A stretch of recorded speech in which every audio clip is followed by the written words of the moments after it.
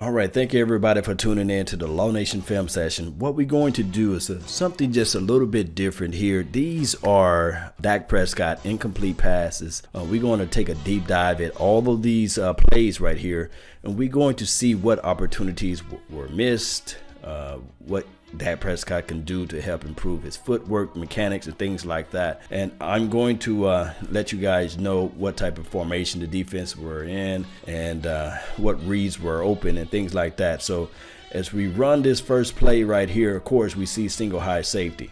On this play right here, of course, you see number 87. He's beyond the sticks there, and it's just a simple drop. Number 87 couldn't corral the ball or bring it inside. So off that play right there, you can chalk that up as pretty much the tight end just dropping the ball. We're going to look and see how the Seattle Seahawks are playing the Dallas Cowboys off of this drive. It's man-to-man, mano-a-mano. That's why I like this type of defense. You know, I'm a defensive-minded guy. Of course, you have number 29, single high safety, covering the perimeter, making sure that no one gets behind him, and he playing a great technique out for this play. The aim in the alley is there. He didn't throw the ball behind him on this play, so could his ball I mean, that could have been a completed pass there. Just a good defensive play too. Everybody covering everyone out in space. This is the I formation.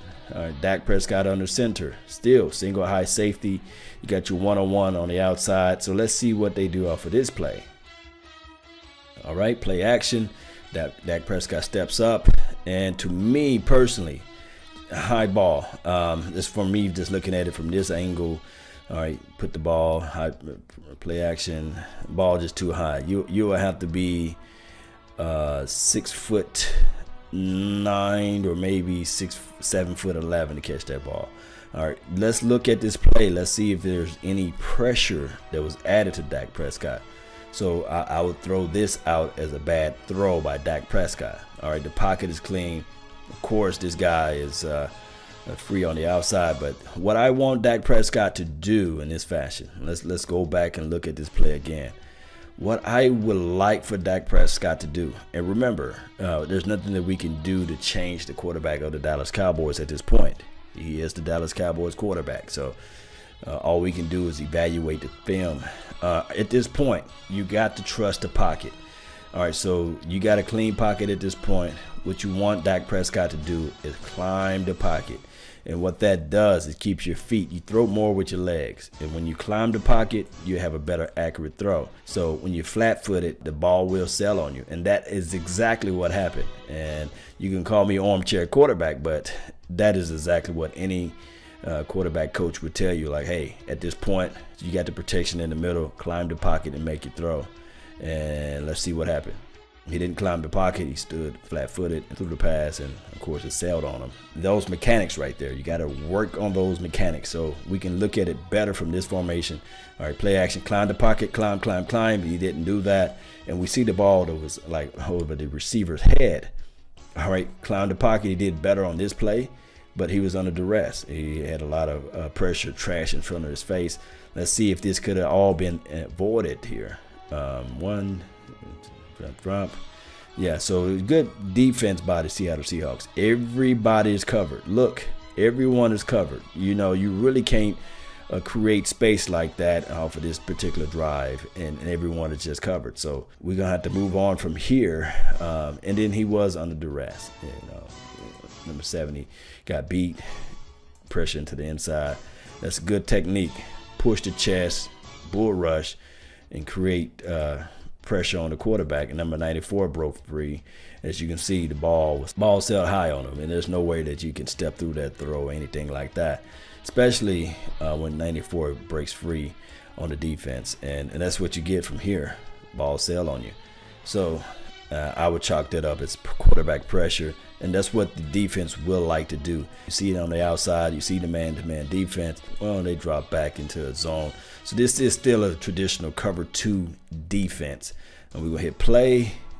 Everyone is covered, and the ball bounces off the running back's hand. All right. Ball bounces off the running back hand. Now, well, this is the proper read on this play. Let's look at everything. All right, we see everybody mano a mano on the outside. At first I thought it was a single high, but it's still a cover 2. You still have your 2 deep safeties here, which will benefit if you pass the ball into the flats on this play.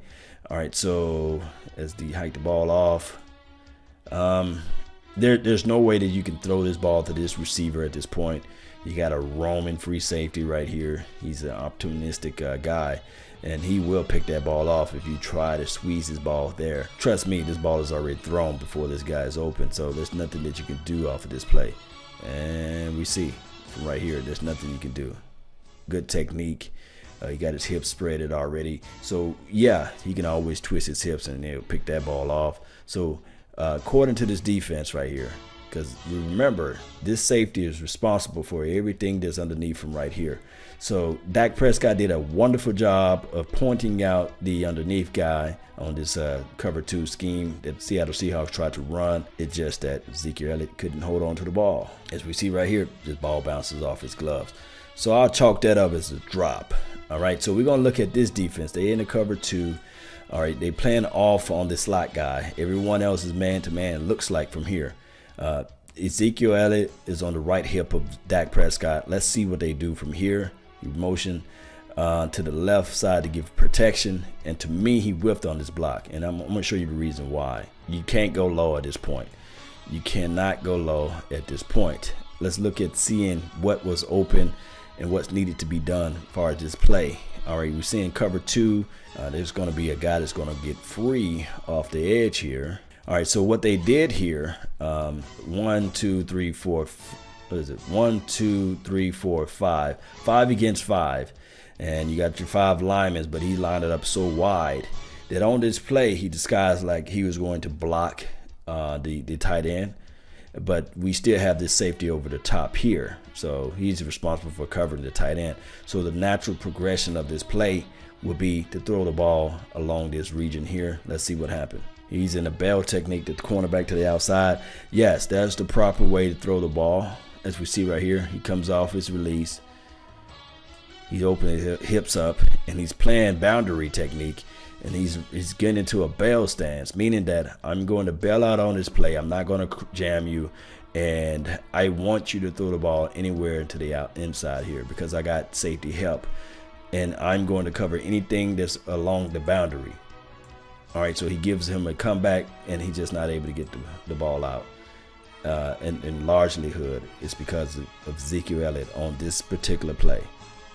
You got to be able to step up through this block. You cannot dive low. And Ezekiel Elliott knows this at this point in time. Quarterback not able to get the ball out.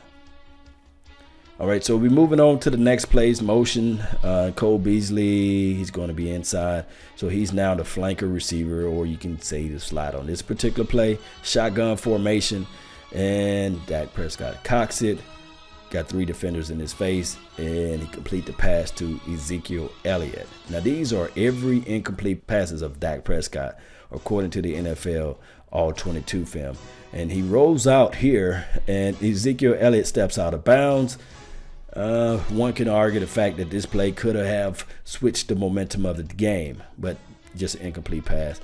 All right, so what we're going to look here, we see single high safety look too. On the slot receiver, they play an off-man coverage, which that's what I would do too as well. They got still 7-man front, and it's a play action.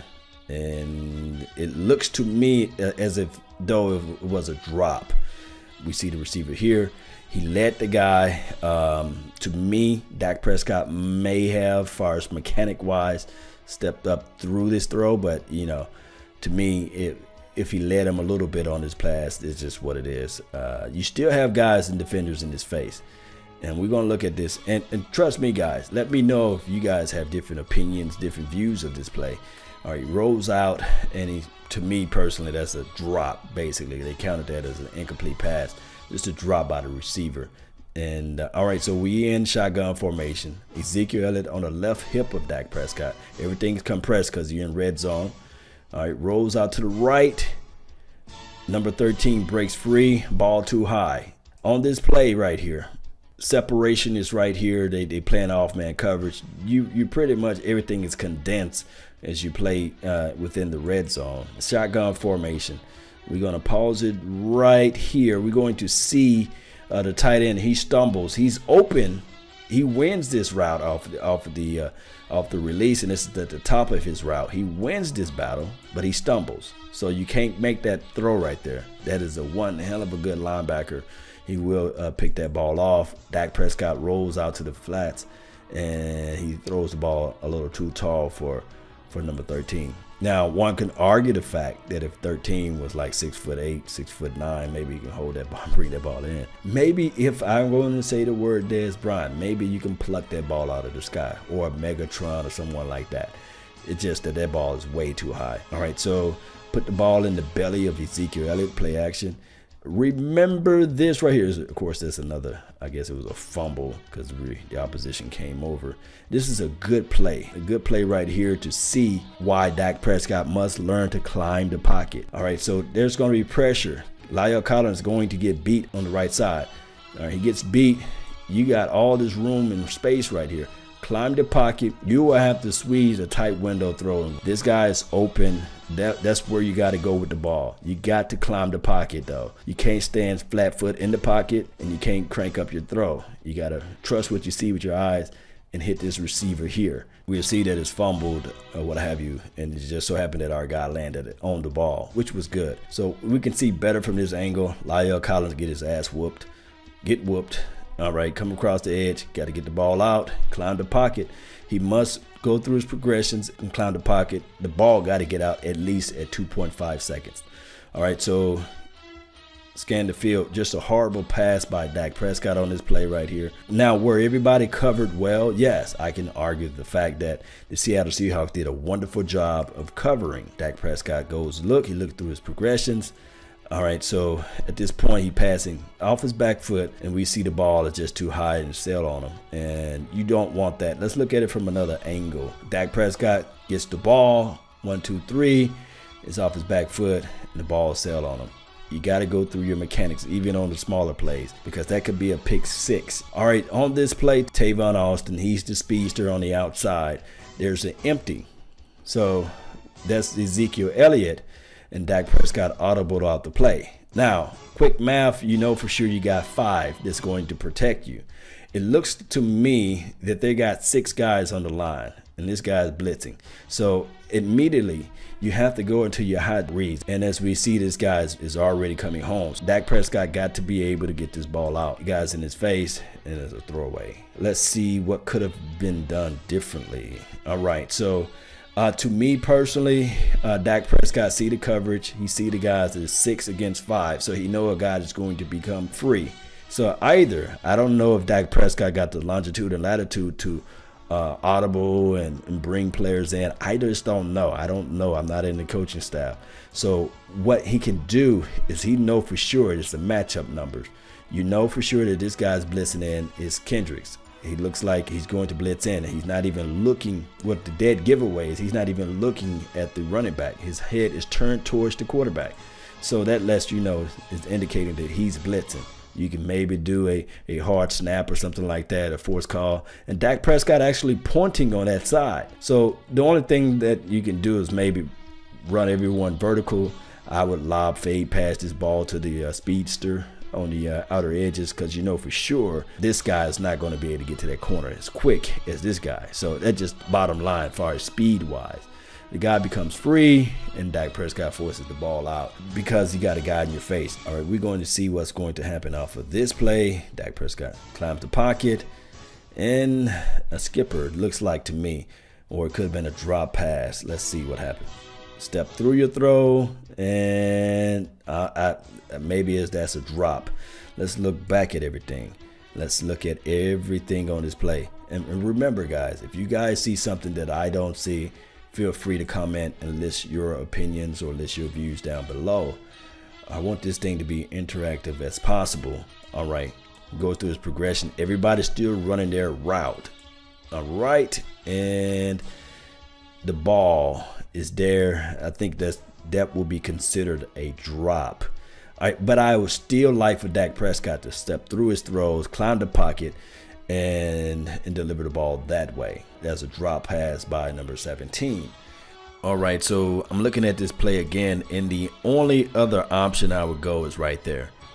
There's a window of opportunity there, but he's looking only on one side of the field. So there was opportunity missed, but you will have to trust what you see with your eyes and trust your arm to get this ball right there. This guy right here is going down to the flat, so there's the space and opportunity there, and he got a clean protection in the pocket. So he could have delivered the ball there. Let me know how you guys feel off of that particular play. And let's see, climb the pocket, throws the ball to Ezekiel Elliott. Ezekiel Elliott is out of bounds. So that play is a non-factor play right here. Climb the pocket, yeah, hesitate, and he's out of bounds. So guys, I really want to know your thoughts or your opinions of Dak Prescott. I do know that we all have our reservations on Dak Prescott, his ability to go through his progressions, to step through his throws, his mechanics.